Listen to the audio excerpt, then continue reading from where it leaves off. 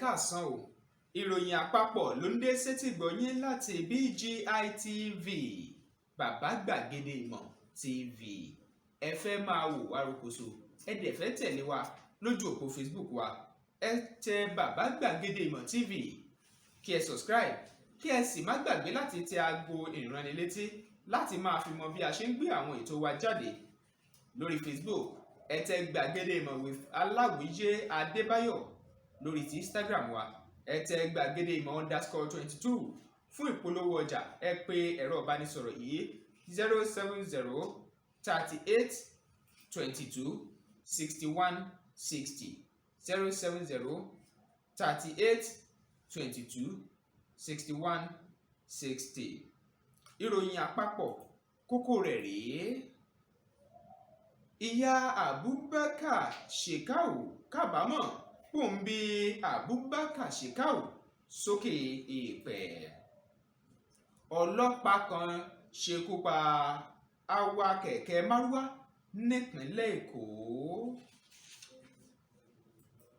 Àwọn 40 ní àkọọ́lẹ̀ tí wọ́n ti ṣe báyìí tó jẹ́ àwọn tó gbẹ̀mí mì níbi ilé tó wó lulẹ̀ ní Ìkòyí. Gómìnà ìpínlẹ̀ Èkó Babájídé Sanwó-Olú ti kéde ọjọ́ mẹ́ta láti fi kẹ́dùn àwọn tí ilé wó pa níkòyí. Àwọn ènìyàn Ìgàngàn wọ́n ti ṣẹ́ lórí ìròyìn pé àwọn ni wọ́n gbàbọ̀dè fún olóyè Sunday Adéyẹmọ tí gbogbo èèyàn mọ̀ sí Sunday Ìgbòho. Ìròyìn ọ̀hún rèé lẹ́kùnrẹ́rẹ́. Famata Abubakar tó jẹ́ ìyá adarí fún ikọ̀ agbésùnmọ̀mí Boko Haram Abubakar Shekau ó ní ó ti sọ pé òun kábàámọ̀ pòun bí Abubakar Shekau sókè èèpẹ̀. Famata Abubakar tó jẹ́ ìyá Shekau Abubakar òun ló ṣàlàyé pé ọ̀gọ̀ọ̀rọ̀ ohun tí ọmọ òun ti ṣe àti bó ṣe fi àwọn èèyàn lápè tó fi mórílẹ̀-èdè Nàìjíríà lápapọ̀ òun ló jẹ́ ohun tó máa ń ba òun nínú jẹ́. Shekau òun ni ó gbẹ̀mí mì ní oṣù díẹ̀ sẹ́yìn lọ́dún tá a wà nínú ẹ̀ yìí nígbà tí wọ́n wákò pẹ̀lú ẹ̀ tí ó sì di pé ó ti mẹ́mìí lọ báyìí. Àwọn aṣàlàyé pé ọgọ́rọ̀ọ̀rún ẹgbẹ̀rún èèyàn ni ló ti ṣe bẹ́ẹ̀ tó ti ṣekú pa tó ń ti mímú ìfọ́nkádé bá ọ̀pọ̀ àwọn míì.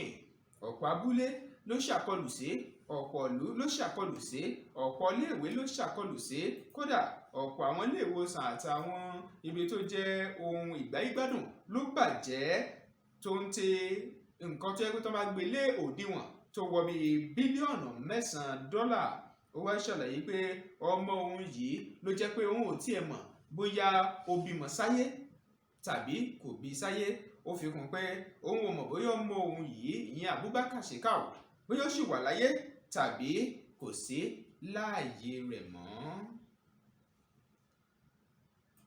Ìkáyàsókè ló bẹ́ sílẹ̀ ní Mariam nípínlẹ̀ Èkó nígbà tí ọlọ́pàá kan tó jẹ́ olùdarí ọkọ̀ ní òpópónà lágbègbè náà tó ṣekú pa awakẹ̀kẹ́ márúwá kan nípa bí ó ṣe gún un lọ́bẹ ní igbá àyà léyìí tó sì ran arákùnrin lọ sí ọ̀run àrèmábọ̀.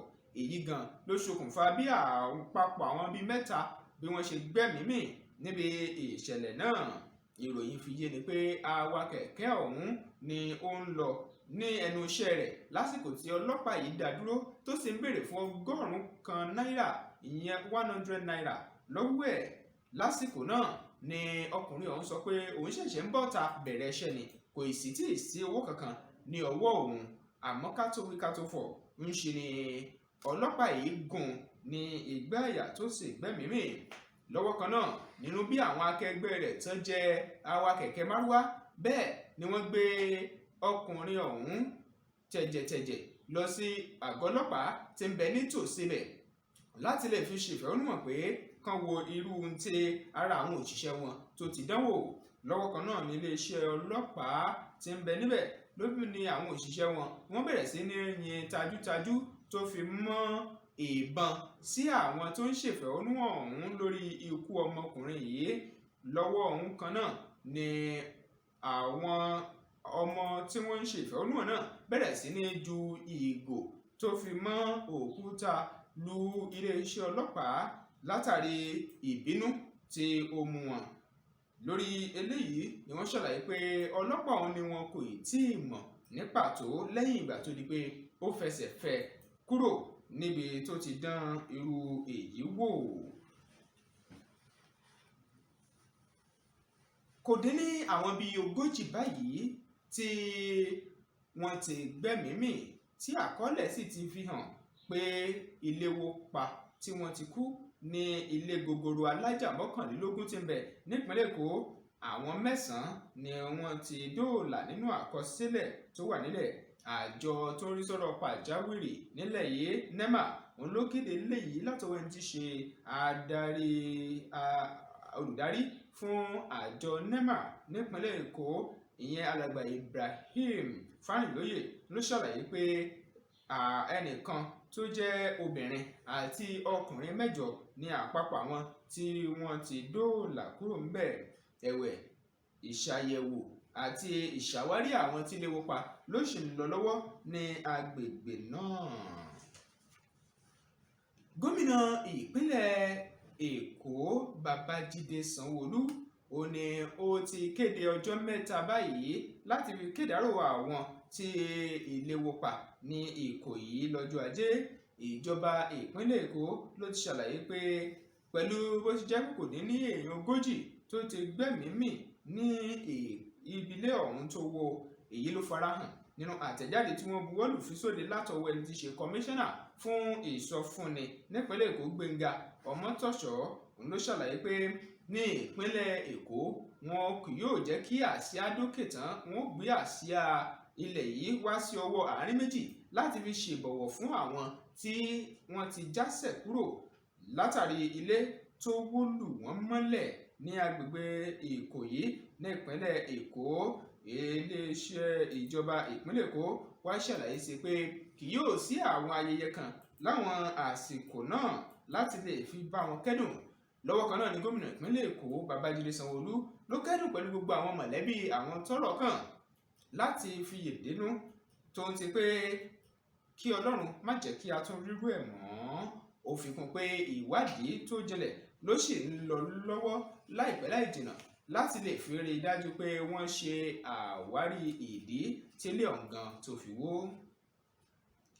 Àwọn èèyàn agbègbè Ìgàngàn tí wọ́n jẹ́ ẹgbẹ́ tó wà fún ìdàgbàsókè Ìgàngàn ni wọ́n ti bẹ̀rẹ̀ sí ní fọ̀n sóde tako ìròyìn kan tó jẹ jáde látọwọ́ iléeṣẹ́ amóhùnmáwòrán kan tí ẹnìkan tó pẹ̀ ń jẹ́ Àkọ́dọ̀rọ̀ Awíkòǹkò tí ó ti fẹ̀sùn kan ọ̀nàrẹ́bù Túnjí Ọmọlẹ́wù lórí wípé òun ló gbàbọ̀dè fún olóyè Sunday Adéyẹmọ tí gbogbo èèyàn mọ̀ sí Sunday Ìgbòho. Túnjí Ọmọlẹ́wù òun ni àwọn kan tún ń pè ní Jábẹ́lẹ́.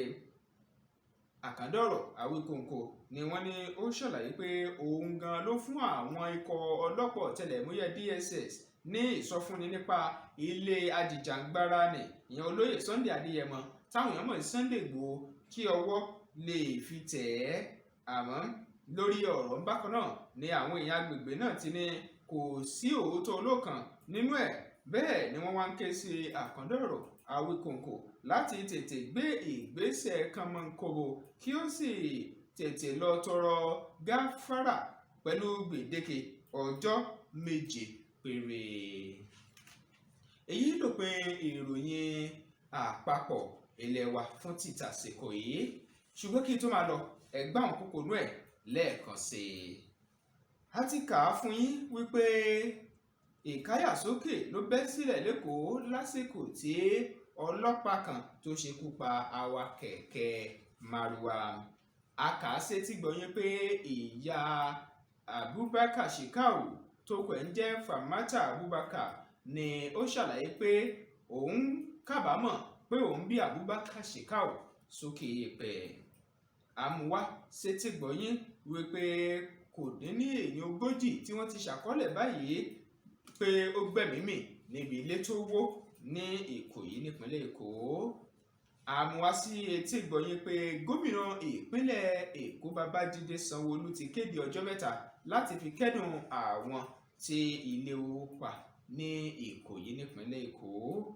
Àtúnmúwá sí etí ìgbọ̀nyín pé àwọn èèyàn agbègbè Ìgàngán ti ṣẹ́ lórí ìròyìn pé àwọn gan ló gbàbọ̀dè fún olóyè Sunday Adéyẹmọ tí àwọn èèyàn mọ̀ sí Sunday Ìgbòho. Èyí lópin ìròyìn àpapọ̀ wa fún ti tàsìkò yìí, àmọ́ kí n tó máa lọ, ẹ fẹ́ máa wò wá rokoṣo, ẹ sì fẹ́ máa tẹ̀lé wa lójú òpó ayélujára yìí, ẹ tẹ Bàbá Gbàgede Ìmọ̀ TV lórí YouTube yín, kí ẹ sì má gbàgbé láti subscribe. Lẹ́yìn ìgbà náà, ẹ tẹ aago ìránnilétí yín láti lè máa fi mọ̀ bí a ṣe ń gbé àwọn ètò wa jáde. Lójú òpó ti Facebook, ẹ tẹ Gbàgede Ìmọ̀ with Aláwìyé Adébáyọ̀. Lórí ti Instagram wa, ẹ tẹ Gbàgede Ìmọ̀ _22.